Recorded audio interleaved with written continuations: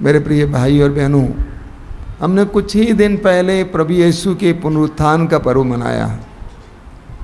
प्रभु यीशु के पुनरुत्थान का पर्व वास्तव में मृत्यु पर जीवन का पर्व है। यीशु ने मृत्यु को हराया। यीशु ने मृत्यु को हराया और सुसमाचार हमें बताता है कि प्रभु यीशु ने मृत्यु को हराकर महिमा के साथ तीसरे दिन पुनर्जीवित हुए।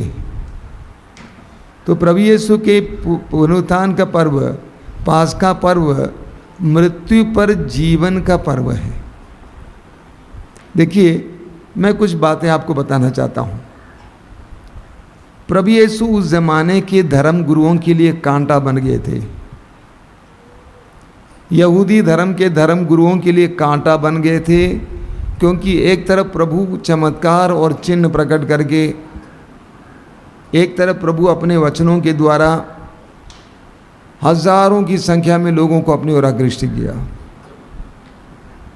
सभी लोग यीशु की ओर आकृष्ट हो गए और धर्म गुरुओं के लिए ये तो बहुत बड़े दुख की बात या बहुत बड़ी चिंता का कारण बन गया।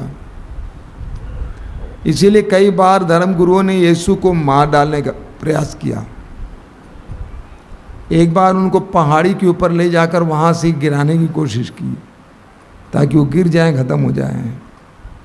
तो प्रभु यीशु का विनाश करने के लिए उन्होंने बहुत प्रयास किया और अंत में उनको एक बहुत अच्छा शस्त्र मिल गया। वो शस्त्र था यीशु के ही 12 प्रेरितों में से एक यूदस करयोती।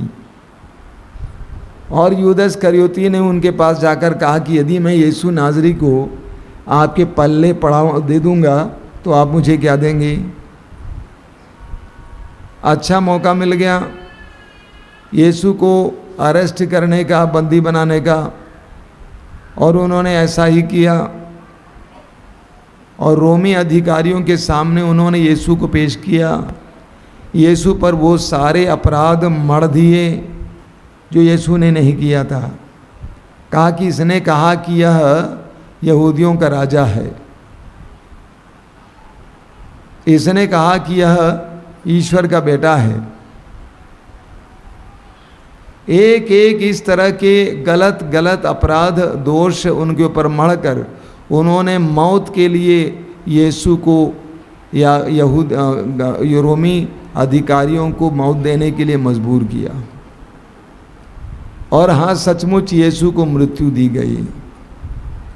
इतनी दर्दनाक मृत्यु। सबसे पहले 40 कोड़े उनके ऊपर लगाए गया, 40 कोड़े। उसके ऊपर क्रूस की मृत्यु दी गई और उन्होंने यीशु को क्रूस पर मार डाला, मरवा डाला। उसके बाद यीशु को कब्र में रखा गया। कब्र पर सील लग गई, मुहर लग गई। उन्होंने सोचा सब कुछ खत्म हो गया। उन्होंने सोचा सब कुछ खत्म हो गया, ना रहे बांस और ना बजे बांसुरी, खत्म। अब यीशु यीशु यीशु यीशु नाम की ये कथा समाप्त हो गई है। उनका ये विचार था। दूसरी तरफ शिष्यों का भी कुछ और विचार था। वे लोग भी सोचे सब कुछ खत्म हो गए। शिष्यों ने सोचा कि हम सब कुछ छोड़कर, बीवी बच्चे सब कुछ छोड़कर इनके पीछे हो लिए थे। 3 साल इनके साथ रहे, लेकिन उनकी ऐसी दर्दनाक मृत्यु हो गई, ये ख़त्म हो गए और वे भी कमरे में बंद पड़ गए। शिष्यों ने भी सोचा सब कुछ खत्म हो गया। शिष्यों का अगुआ पेतरुस ने कहा अपने भाइयों से, भाइयों अब रोने धोने से क्या मिलेगा? हमने 3 साल पहले अपना धंधा छोड़ा था, हम अपने धंधे की ओर वापस जाते हैं। मैं मछली पकड़ने जा रहा हूँ, आप आना चाहते हैं? उन्होंने कहा हम भी आ रहे हैं। सब चले गए मछली पकड़ने। क्यों? क्योंकि उन्होंने सोचा यीशु समाप्त हो गए, खत्म। कुछ शिष्य यरूशलेम छोड़कर अपने गांव चले गए, एमाउस, ये सोचकर कि यीशु की कहानी खत्म हो गई, अब सब कुछ समाप्त हो गया। तो सबने ये सोचा कि सब कुछ खत्म हो गया, समाप्त हो गया। हमारे जीवन में भी कुछ ऐसी ही घटनाएं घटित होती हैं, है ना। यहाँ पर एक भाई जी चिल्ला चिल्ला कर हालेलुया बोलते हैं, क्या नाम है उनका? जैकब भाई। कौन नहीं जानता है। उनको माइक की जरूरत नहीं होती है, बिना माइक के मुझसे भी ज्यादा चिल्ला सकते हैं। 15-16 साल पहले इन्होंने और इनके परिवार ने भी यही सोचा था कि सब कुछ समाप्त हो गया। 1 करोड़ से ज़्यादा कर्ज उनके सिर पे था। उन्होंने सोचा कि कोई रास्ता नहीं है, आत्महत्या करेंगे। उन्होंने भी सोचा था कि सब कुछ खत्म हो गया। हमें पुराने विधान में एक उदाहरण मिलता है, सुसन्ना की कहानी। सुसन्ना धर्मी नारी, उसके ऊपर उस जमाने के न्यायाधीशों जो राजा की तरह हैं, उनकी नज़र पड़ी और उन्होंने कहा कि हमारे साथ गलत व्यवहार करो। लेकिन सुसन्ना भक्त थी, पवित्र थी, उसने कहा ये कतई नहीं हो सकता है। न्यायाधीशों ने कहा कि अगर तुम ऐसा करोगी तो हम ये सभा के सामने बोलेंगे कि हमने तुमको एक युवक के साथ एक पेड़ के नीचे रमण करते हुए देखा है और तुम पत्थरों से मार डाली जाओगी। ऐसा ही हुआ। न्यायाधीशों की बात मानी गई और सुसन्ना पर पथराव होने वाला था। सुसन्ना पर पथराव होने वाला था, वो मार डाले जाने वाली थी। लेकिन प्रभु ने एक तीसरा मार्ग खोल दिया। ये 2022 है। आप जानते हैं कब से हम लोग ये पुनरुत्थान का पर्व आश्रम में मनाने लगे? 2000 से। 2000 में पहली बार हमने मंदिर के सामने प्रभु के पुनरुत्थान का पर्व मनाया था। उसी साल प्रभु यीशु के पुनरुत्थान के दिन अर्थात रविवार के दिन, पिछले रविवार के दिन शाम को हम लोग अपने मित्रों के साथ भोजन कर रहे थे। कुछ लोग आए और कहा कि हम एक औरत को लेके आए हैं, कहाँ, गंगा पार से, और उसको पागल कुत्ते ने काटा था। वो पागल जैसी हो गई, पागल कुत्ते की तरह बर्ताव करती थी। डॉक्टरों ने कहा कि वो मर गई है, हम लेके आए हैं।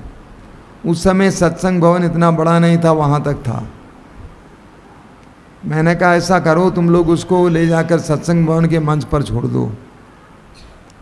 9 बजे रात को जब हम अपने मित्रों के साथ भोजन करने के बाद अपने मित्रों को लेकर जा रहे थे, अचानक मुझे याद आया कि ऐसा कोई आया हुआ है। 4 आदमी मिलकर एक औरत को लाए थे और मैं अपने मित्रों के साथ फादर आनंद को आप जानते हैं, वो हैं, और एक राम सुधार सिंह जी हैं जो यूपी कॉलेज के प्रोफेसर हैं। हम लोग उसको देखने आए। मरी पड़ी थी, चेहरे पर कपड़ा पड़ा हुआ था। हमने खोलकर देखा नारी है। पूछने पर कहा 2 बच्चे हैं। बड़ी दया आई। हमने कहा क्या करेंगे, ढक दो। ऐसे अपने मित्रों को गेट पर छोड़कर वापस आ रहा था। शायद आपने सुना होगा, पहले भी मैं बोला हूँ। वापस आ रहा था, यहाँ पहुँचते ही प्रभु ने मुझे एक ऐसी ज़बरदस्त प्रेरणा दी, जाओ प्रार्थना करो। मैंने कहा प्रभु तो ख़त्म हो गई है। तो मैं गया, उस नारी के ऊपर चेहरे पर जो कपड़ा था हटाया और कान में प्रभु के नाम पे हालेलुया बोला। और मैंने कहा देख, वैद्यों ने कहा कि तुम मर गई हो, लेकिन आज यीशु के पुनरुत्थान के पर्व का दिन है, आज तुम मर नहीं सकती। और ज़ोर ज़ोर से हालेलुया बोलने लगा। उनके साथ जो लोग थे उनमें से केवल उनका पति विश्वासी था, बाकी लोग विश्वासी नहीं थे। मैंने कहा तुम लोगों को बैठकर ज़ोर ज़ोर से हालेलुया बोलकर प्रभु की स्तुति करना है। और कुछ देर करने के बाद उस समय एक बहन जी यहाँ पे थी, सिस्टर लुक्रेशिया, वो भी दौड़ के आई। रात के समय स्वामी जी क्यों हालेलुया बोल रहे इतने ज़ोर से।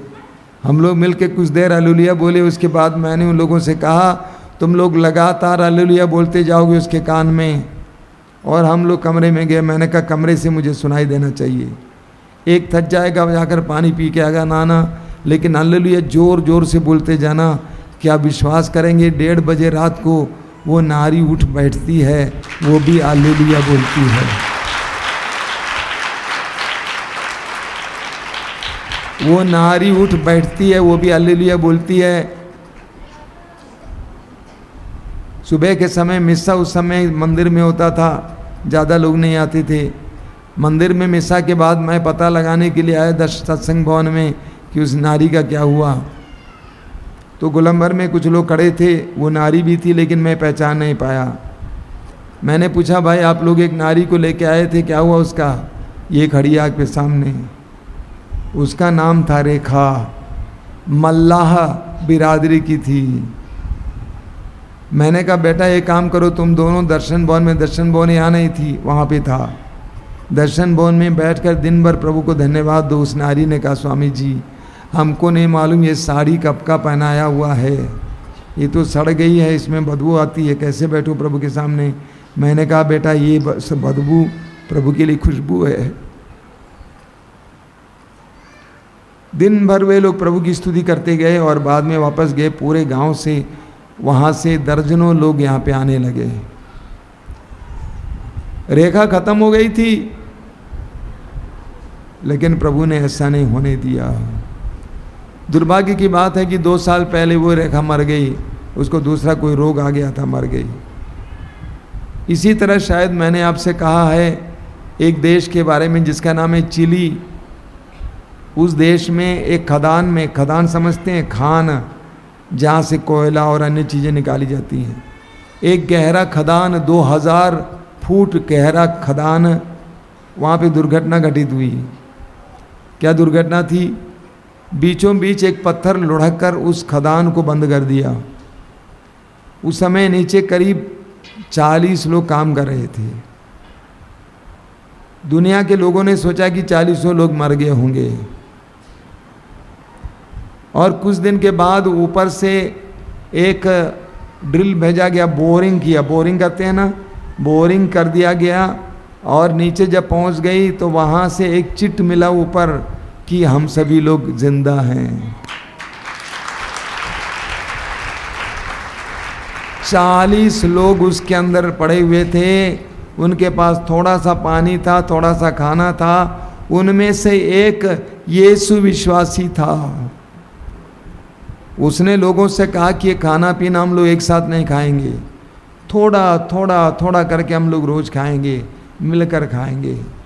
और वो उस समय से उन लोगों के अंदर इतना विश्वास भर दिया कि यीशु मरने के बाद जीवित हुए, हम भी जिंदा होंगे, तुम लोग अपने विश्वास को तोड़ना नहीं, तुम लोग निराश नहीं होना। इस तरह उसने लोगों के अंदर विश्वास भर भर भर कर, रोज प्रार्थना करते हुए विश्वास भर भर कर उनको जिंदा रखा। बाद में सरकार ने कई देशों की मदद से विशेष कैप्सूल जैसी चीज़ बनाया जिसमें ऑक्सीजन का भी प्रबंध था, क्योंकि 2000 फुट नीचे से एक एक इंसान को बाहर लाना आसान बात नहीं थी। 60 दिन के अंदर सारे लोग बाहर लाए गए, लेकिन वे खत्म नहीं हुए।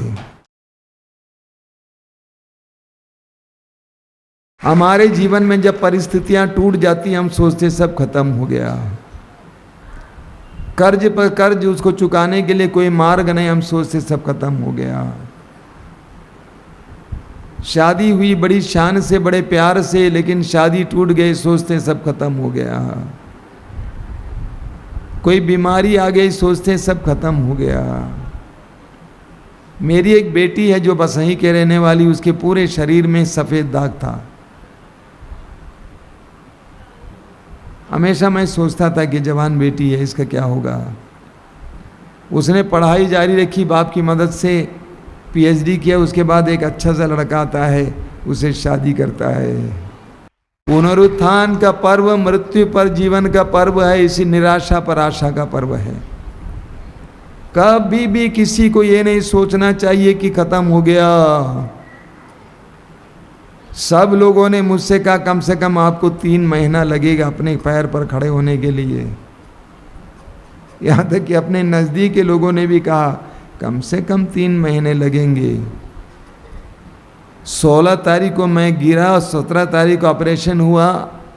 अब अप्रैल के 18 तारीख को मैं खड़ा हो गया। अभी पूरी तरह से खड़ा नहीं हूँ, लेकिन आपके सामने मैं वॉकर के सहारे आया हूँ। मुझे करने की कोई आवश्यकता नहीं थी, मैं नाटक नहीं दिखा रहा था। मैं वास्तव में एक नबी की तरह आपके सामने आया था, ये बताने के लिए कतई निराश नहीं होना चाहिए। पुनर्जीवित यीशु का संदेश यह है कि कभी भी कुछ भी खत्म नहीं होता है।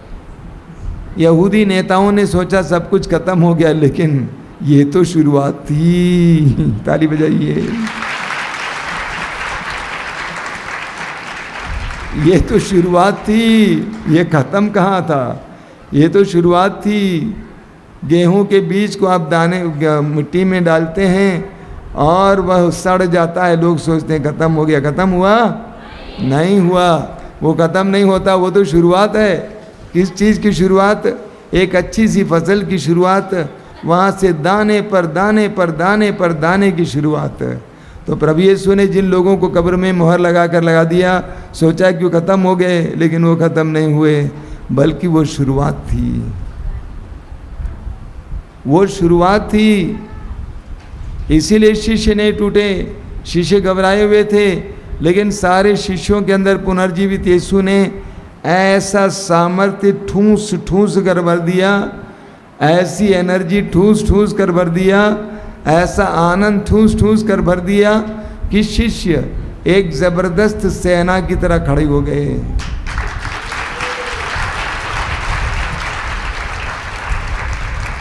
एक विश्वासी को कभी भी ये नहीं सोचना चाहिए सब कुछ खत्म हो गया।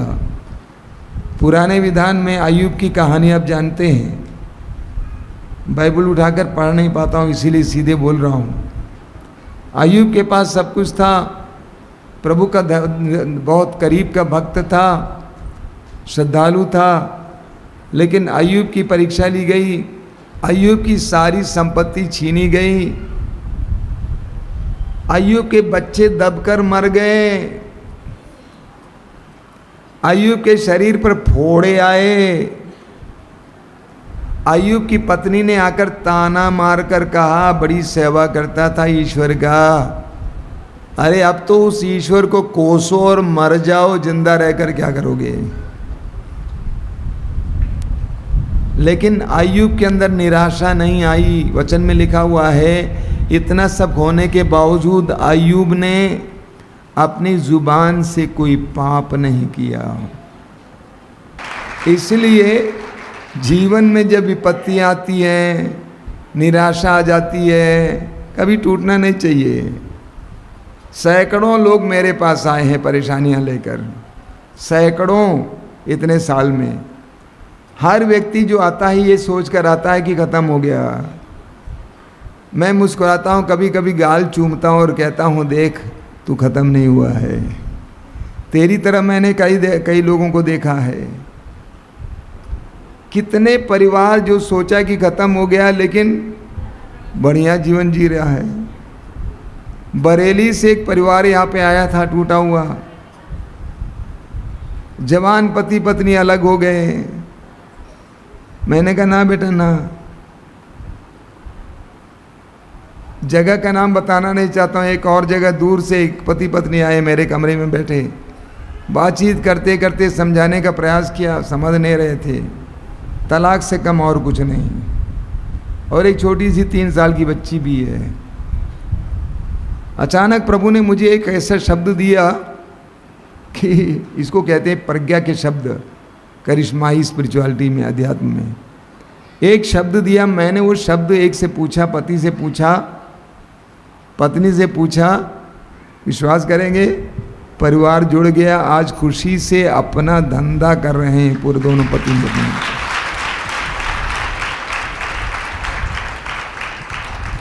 कभी ये नहीं सोचना चाहिए कि मेरी जिंदगी का अंत आ गया है। अंत नहीं आया है,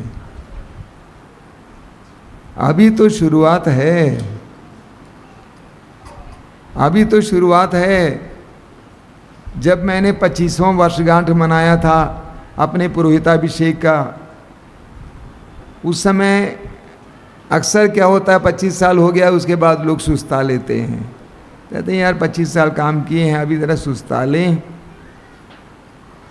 उस समय प्रभु ने मुझसे क्या कहा मालूम? प्रभु ने मुझे याद दिलाया यूहन्ना का सुसमाचार अध्याय 2, वहाँ पर काना नगर के विवाह भोज में अंगूरी घट गई थी। माँ मरियम के कहने पर प्रभु यीशु ने चमत्कार दिखाया, और जो अंगूरी लोगों ने, दासों ने अपने मालिक को ले जाकर दिखाया, प्रबंधक को दिखाया, उसने चक्कर का, अरे अक्सर लोग अच्छी अच्छी अंगूरी पहले बांटते हैं, बाद में घटिया, लेकिन आपने ये बढ़िया अंगूरी अब तक रख छोड़ा है। उसी तरह प्रभु ने कहा कि बेटा 25 साल बीत गए, लेकिन अब तुम्हारे द्वारा अच्छी अंगूरी निकलनी चाहिए। और सच बता रहा हूँ, अब सच बता रहा हूँ, ईमानदारी से बोल रहा हूँ, मेरे अपने साथी और सब लोग यहाँ पे हैं, 25 साल की पुरोहिताई के बाद मेरे अंदर से बढ़िया अंगूरी निकलने लगी। उस समय तक तो घटिया अंगूरी निकल गई। मैं क्यों घसीट घसीट कर इस मंच पे आ रहा हूँ? कोई आवश्यकता नहीं, दो महीना रुक कर 2 महीने के बाद आ सकता हूँ, लेकिन मैं ये बताने के लिए आया हूँ कि छोड़ूंगा नहीं। वचन दिया है, बढ़िया अंगूरी निकालना है, निकालेंगे। इसीलिए जीवन में कभी भी निराश नहीं होना। एक विश्वासी के जीवन में कभी निराशा नहीं आनी चाहिए, कतई नहीं। कभी नहीं सोचना कि खत्म हो गया, खत्म नहीं हुआ यार, अभी खत्म हुआ नहीं, अब तो नई शुरुआत के लिए इंतजार करो। यशायाह नबी अध्याय 43 वाक्य 18 और 19 मैं आपको बार बार सुनाता हूँ। वो क्या है, किसी को याद है? पिछली बातें, पुरानी बातें, हाँ, पिछली बातें भुला दो, पुरानी बातें। अगला वचन क्या है? देखो मैं एक नया कार्य करने जा रहा हूँ, वो प्रारंभ हो चुका है, क्या तुम उसे नहीं देखते? हमारी सबसे बड़ी दुर्बलता यह है, पिछली बातों को ही देख देख कर हम रोते रहते हैं, रोते रहते हैं, पछताते रहते हैं, अरे यार हमने गंवा दिया, हमने पैसा गंवा दिया, नाम बर्बाद किया। कोई बात नहीं, डोंट वरी। प्रभु हमारे अतीत को बदल सकता है। प्रभु हमारे टेढ़ी लकीरों को सीधा कर सकता है। आपकी बिगड़ी हुई चीज़ों को फिर प्रभु संभाल सकते हैं। बच्चा जाता है, खेलता है, जाकर खेलता है अलमारी के सामने, अलमारी खुल जाती है, सब उठाकर इधर उधर डाल देता है, शीशा फूट गया, ये हो गया, वो हो गया। बच्चा सोचता है अब सब खत्म हो गया। खत्म हो गया क्या? मम्मी आती है और सब कुछ फिर एक बार सरिया कर रखती है। क्या आपने अपने जीवन में गलती की है? कई लोग शराबी हैं, नशेड़ी हैं, सोचते हैं कि मेरी ज़िंदगी बर्बाद हो गई। एक कारण क्या मालूम? शराबी शराब क्यों नहीं छोड़ते हैं? एक कारण यह है, वो सोचते हैं कि अब जो होना था हो गया, बाकी बचा हुआ क्या जीवन है, ये भी ख़त्म कर देता हूँ। 3-4 रोज़ पहले एक भाई मेरे पास आए, उनकी समस्या नशा है। मैंने कहा भाई तुम्हारी समस्या कोई बड़ी समस्या नहीं है, तुम्हारी तरह मैंने दर्जनों दर्जनों लोगों को देखा है। नागपुर में एक सभा चल रही थी, नागपुर की सभा के दौरान, बहुत बड़ी सभा थी, एक भाई मेरे पास आए, कहा कि आप मेरा उदाहरण क्यों नहीं देते? मैंने कहा क्या उदाहरण है बताइए? मेरा चेहरा देखिए। मैंने चेहरा देखा, मेरा चेहरा लाल है ना? मैंने कहा बहुत लाल है। मैं दिन भर शराब पीता था, दिन भर शराब पीता था, देखिए मेरे चेहरे पे। लेकिन मैं आपके यहाँ पर एक साधना में आया था, आंतरिक चंगाई की साधना, उसके बाद आज तक मेरे मुंह के अंदर दारू का एक बूंद भी नहीं गया है। तो कभी भी ये नहीं सोचना कि सब खत्म हो गया, कुछ भी खत्म नहीं हुआ है। अगर खत्म हुआ है तो आपकी आशा खत्म हुई है, और कुछ भी खत्म नहीं हुआ है। प्रभु यीशु का पुनरुत्थान का पर्व यही हमें सिखाता है, कुछ भी समाप्त नहीं हुआ है। क्या आपके परिवार में बहुत ज़्यादा तंगी है, गरीबी है, आप सोचते हैं नहीं होगा? होगा। मैंने देखा है कैसे झोपड़ियां महल बनती हैं, अपनी आंखों से देखा है, आपके सामने हैं। जब मैं पहले उनके घर पे जाता था, बैठने के लिए जगह नहीं हुआ करती थी। आज उन्हीं घरों में कितने सुंदर सुंदर घर बना हुआ है, टाइल्स, टॉयलेट में टाइल्स, सोने के कमरे में टाइल्स। तो जीवन में कभी नहीं सोचना सब समाप्त हुआ है। शिष्य यही सोचते थे, लोगों ने यही सोचा, लेकिन प्रभु यीशु ने सब कुछ को बदल दिया। वही शिष्य जो डर के मारे कमरे में बंद पड़े थे, आज संसार के कोने कोने में बिखर जाते हैं। वही पेतरुस जो एक आम औरत के सामने बोला, उसने कहा कि मैं यीशु को नहीं जानता हूं। उसने कहा मैं शपथ खाकर कहता हूं मैं नहीं जानता हूं। लेकिन वही पेतरुस अब यरूशलेम मंदिर के सामने, मंदिर में सबके सामने, हजारों लोगों के सामने, 5000 लोगों ने प्रभु को स्वीकार किया, यानी कितने लोग रहे होंगे, हजारों लोगों के सामने खुलेआम कहता है कि हम उसके साक्षी हैं। कि आपके अंदर निराशा है, निकालो बेटा, उसको निकालो। मैं लोगों से बोलता हूं दर्शन भवन आ जाओ, कि आप निराश हैं, उदास हैं, आप सोचते हैं कि मेरे जीवन में कुछ नहीं होगा, मेरा पति नहीं बदलेगा। कौन कहता है नहीं बदलेगा? कौन कहता है कि आपका पति नहीं बदलेगा? मेरी छोटी बहन का बेटा जवान था, कोई काम नहीं करता था, लफंगा, शहर में घूमता फिरता था। सुबह नाश्ता किया, टाइट हुआ, मोटर बाइक लिया, भागा इधर उधर, रात को आ जाता था, फिर खा जाता था, कभी रात को गायब रहता था। लेकिन मेरी बहन ने विश्वास नहीं छोड़ा, प्रार्थना को जारी रखा। आज वही बेटा आज परिवार को चला रहा है। मैं लोगों से कहता हूं दिया को जिंदा रखो, तेल डाला करो। दिए को जिंदा रखो, उसमें तेल डाला करो। उसी तरह प्रार्थना को मजबूत करो, विश्वास को बनाए रखो। जिस प्रभु यीशु को ईश्वर पिता ने पवित्र आत्मा के द्वारा कब्र से जगाया, वही प्रभु यीशु हमें भी जगाएंगे। लाजरुस मर गया था, यूहन्ना अध्याय 11 में आप पढ़ते हैं।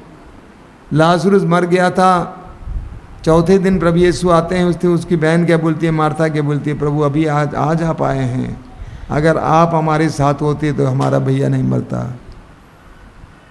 दूसरी बहन मरियम आती है, वो भी वही बात दोहराती है, अगर आप हमारे साथ होते तो हमारा भाई नहीं मरता।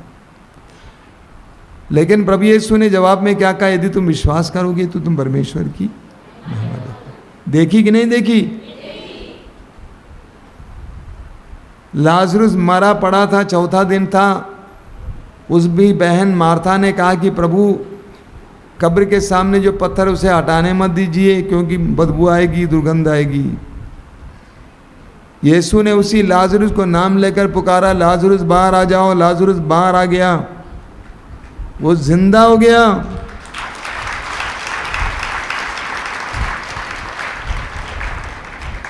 इस समय मेरी वाणी को सुनने वाले कोई भी अपने जीवन में निराश नहीं होना।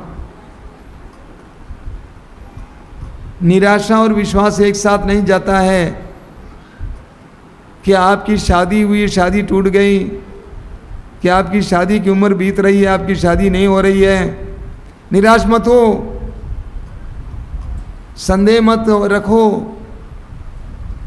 बनाए रखो, मत भूलिए।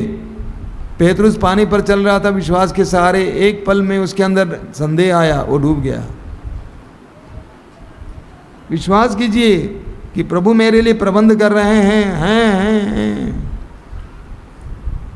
इब्राहिम के पास कोई संतान नहीं थी। इब्राहिम ने 99 साल की उम्र तक भी निराशा को आने नहीं दिया, बल्कि आशा को बरकरार रखा। देखिए कितने अच्छे ढंग से पौलुस कहता है रोमी अध्याय 4 में, इब्राहिम ने निराशाजनक परिस्थिति में भी आशा रखकर विश्वास किया।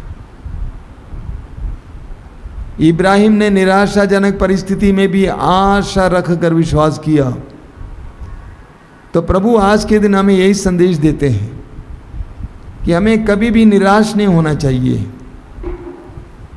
कभी भी हताश नहीं होना चाहिए। प्रभु यीशु के पुनरुत्थान का पर्व यही संदेश देता है, यही मूल संदेश है,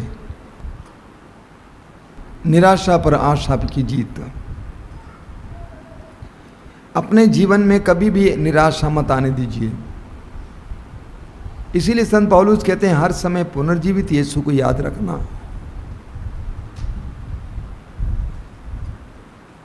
हर समय पुनर्जीवित यीशु को याद रखना। आइए हम प्रार्थना करें। अपनी आंखें बंद कीजिए। आंखें बंद कीजिए। इस समय अपने आप को जांच कीजिए, मेरे अंदर कितनी निराशा है अलग अलग बातों को लेकर। निराशा और विश्वास एक साथ नहीं जा सकते। निराशा और विश्वास एक साथ नहीं जा सकते।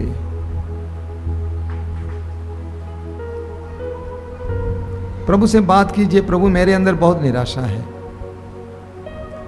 अपने परिवार की परिस्थिति को लेकर, परिवार की तंगी गरीबी को लेकर, अपने भविष्य के बारे में सोचकर, पढ़ाई के बारे में सोचकर, विवाह के बारे में सोचकर, मेरे पास कोई संतान नहीं है, बच्चा नहीं है, इसके बारे में सोचकर मेरे अंदर बहुत ज्यादा निराशा है। यीशु, मैं निराशा का शिकार हो चुका हूं। तेरे पास आता जरूर हूं, लेकिन मैं निराश होकर आता हूं। इस निराशा ने मेरे अंदर जो जीने की इच्छा थी, ललक थी, समाप्त कर दिया है। उस पर दया कीजिए यीशु, दया कीजिए। तेरे पुनरुत्थान के पर्व के द्वारा तूने हमसे कहा है कि निराश मत हो।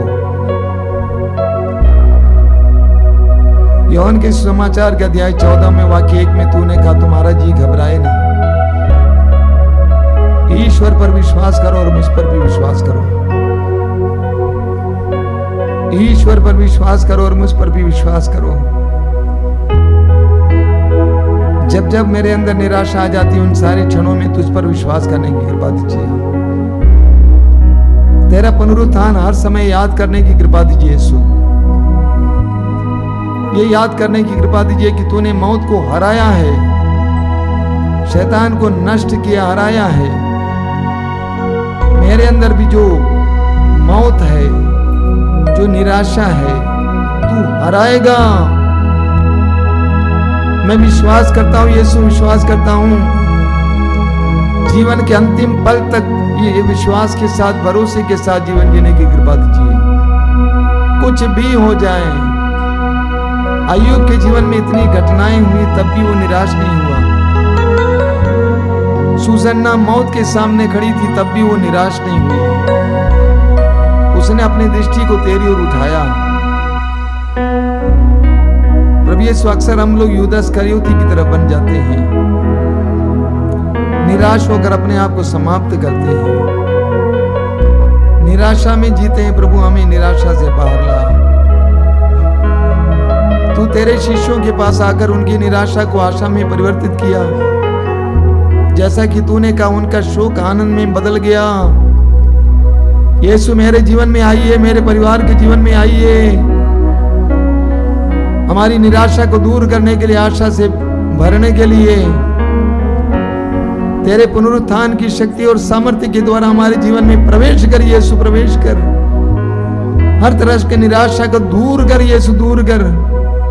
हमें स्वतंत्र कर यीशु, स्वतंत्र कर। दोनों हाथ ऊपर उठाइए मेरे भाई और बहनों, स्वतंत्र रूप से इस समय प्रभु की स्तुति और आराधना कीजिए। मुंह खोलना, मुंह खोलना।